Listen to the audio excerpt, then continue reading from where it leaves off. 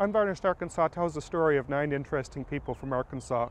They're people I heard about when I was doing fact-checking for the Encyclopedia of Arkansas History and Culture, which is part of the Butler Center for Arkansas Studies. And one of the earliest interesting people in Arkansas was a plantation owner named Charlie McDermott. Charlie grew up in Louisiana and had family plantations down there, but he was looking for a place to resettle, and he really got fond of southeastern Arkansas, Chico County, and found some land along the Bayou Bartholomew there that he really thought was special land. So he purchased that land and built a house and was farming and brought his wife and their many children up to Arkansas, and were growing up there. But in addition to being a plantation owner and a farmer, Charlie was an inventor.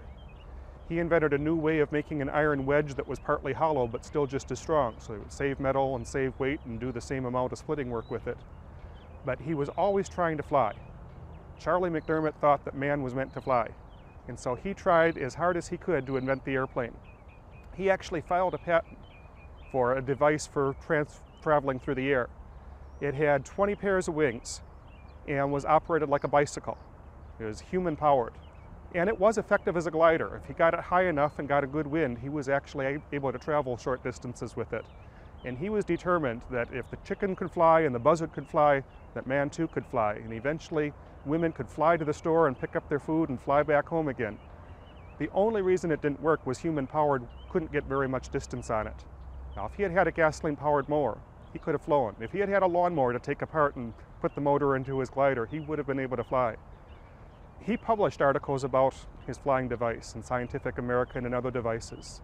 He traveled with it, came to the Arkansas State Fair here in Little Rock, went up to Chicago, went to the Centennial Exposition in Philadelphia. So there was lots of literature about his flying machine. And there's very little doubt that Wilbur and Orville Wright saw some of his articles, maybe even seen a working model, and borrowed some of his ideas. But they had what he didn't have. They had a gasoline-powered engine, and so they invented air flight and got all the credit for it. And Charlie McDermott, he said for $1,000 he could buy a working model. And his neighbors raised the $1,000 and he was ready to put it on exhibition. And the night before there was a windstorm and his working model crashed into a tree and he wasn't able to demonstrate it. So Charlie McDermott, inventor and Arkansas hero, but didn't quite invent the airplane.